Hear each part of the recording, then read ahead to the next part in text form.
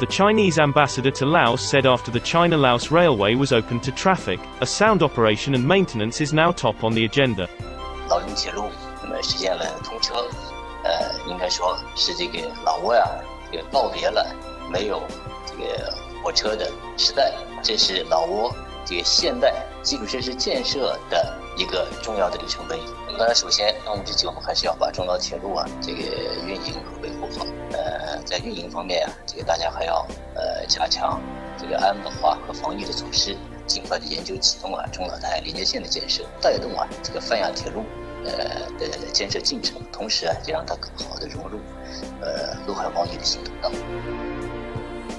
The China-Laos railway was opened to traffic on December 3rd. The 1,035-kilometer electrified passenger and cargo railway is a docking project between the China proposed Belt and Road Initiative and Laos strategy to convert itself from a landlocked country to a land-linked hub.